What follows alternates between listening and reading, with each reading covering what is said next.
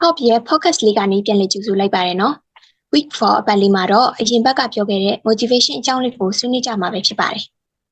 ခုခေတ်မှာလူတိုင်းက motivation ဆိုတဲ့စကားလုံးကိုတငယ်ချင်းတွေကြားဆရာနဲ့တပည့်တွေကြားအရန်ကိုသုံးများကြတယ်။တခုခုစားလုပ်တော့မယ်စားလုပ်ဖို့ဖြစ်နေတဲ့အချိန်လေးမှာဆိုရင်ငါလုပ်တော့မှာ motivation လေးလိုနေလို့ပြောရကြတယ်နော်ဟုတ်တယ်နော်ဘာလီပဲလုပ် motivation ကလိုနေတော့တာပဲဒါပေမဲ့တစ်ခုတွေ့မိတာက motivation မှာ external နဲ့ internal ဆိုပြီးခွဲချင်တာအမြဲအခြားသူတွေစီကပဲ motivation ယူနေလို့မရဘူးလို့တော့ထင်မိတယ်ကိုယ့်ရဲ့အတွင်းထဲကနေရှင်းအောင်ပြောရရင်ကိုယ့်စီက motivation ကိုလည်းယူတတ်ဖို့ကအရေးကြီးတယ်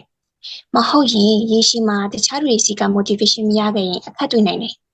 အမှန်ပဲနော်ကိုယ့်ရဲ့ပန်းနိုင်ထိရောက်ဖို့လိုအပ်တဲ့ long term motivation ဆိုတာအရေးကြီးတယ်။မဟုတ်ရင်လမ်းတစ်ဝက်နဲ့စမလျှောက်ချင်တာတွေရက်တက်လိုက်တာတွေအရှုံးပေးတာတွေဖြစ်တတ်တယ်။ဒါနဲ့နှစ်ဆပဲရှိသေးတော့2025အတွက်ချခဲ့တဲ့ plan ရှိမှာနော်နှစ်လနီးပါတော့ကုန်သွားပြီကိုယ့်ရဲ့ plan ကရောအသက်ဝင်လာပြီလား plan မချရသေးဘူးဆိုရင်လည်းအချိန်မီသေးရဲ့နော်ချပြီးပြီဆိုရင်လည်း evaluation လုပ်ဖို့လိုအပ်တယ်နော်ဟုတ်တာပေါ့ plan ကိုပဲ focus ထားပြီး action ပါမလာရင်ရေလောင်းရမယ့်ပန်းမင်ကိုဝယ်ပြီးရေမလောင်းတာနဲ့အတူတူပဲ plan ဆွဲဖို့အချိန်ကုန်တာပဲဖတ်တယ်မှာနော်ဒါနဲ့ plan and action ဖြစ်ဖို့ကဘာတွေလိုအပ်တယ်လို့ထင်မိလဲတွန်းအားလို့ထင်တယ်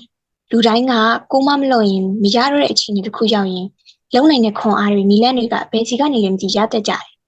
ကိုဖြစ်ချင်တဲ့အရာကိုတကယ်ပိုင်ဆိုင်ချင်တဲ့အရာတွေကိုရှာတွေ့လာရင်နီလန်းတွေပါတစ်ခါလေးထွက်လာကြတယ်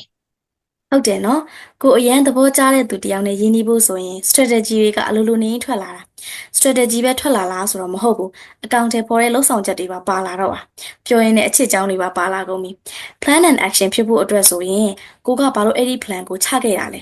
အဲ့ဒီအချိန်ကဘာရည်ရွယ်ချက်နဲ့ချခဲ့ရလဲအဲ့ဒါတွေကိုမမေ့ဖို့အရန်ရည်ကြီးတယ်လို့ထင်မိတယ်အရာရာတိုင်းကိုအလုပ်ဖြစ်ုံနဲ့အဖြစ်လုပ်ရင်နောက်ဆုံးကြကိုပဲနေတာတူဖြစ်တာပါအခွင့်အရေးရှိတော့လုံနိုင်တော့ဒီမှာလုပ်တဲ့အရာတွေကိုအာယုံစိုက်စိတ်ညစ်ပြီးအစွမ်းကုန်စူးစမ်းပြီးလုပ်တာကနောင်နာတွေကိုရှော့ချပေးနိုင်တယ်လို့ထင်တာပဲဘဝကြီးကိုပြရခတ်ပြီးအသက်မရှင်ခြင်းရင်ပြည်စည်းတတ်ဖို့ကလည်းလိုအပ်တယ်လို့ထင်တယ်ဟုတ်တယ်နော်လူတိုင်းကကိုယ့်အတွက်အရေးပါတာသိရင်အယိုးကြီးအရေးခံအောင်ကြိုးစားကြတာကြည့်ပါပဲပြန်တွေးကြည့်ရင်ကိုမလုံးနိုင်ဘူးလို့ထင်တဲ့အရာတွေကိုလည်းလုပ်နိုင်ခဲ့ကြမှာပါ Top ရဲ့ podcast လေးကိုအချိန်ပေးပြီးနားထောင်ပေးလို့ကျေးဇူးတင်ပါတယ်နော်နောက်အပတ်တွေမှာလည်းစိတ်ဝင်စားစရာကောင်းတဲ့အကြောင်းအရာလေးတွေနဲ့ပြန်လာခဲ့ပါမယ်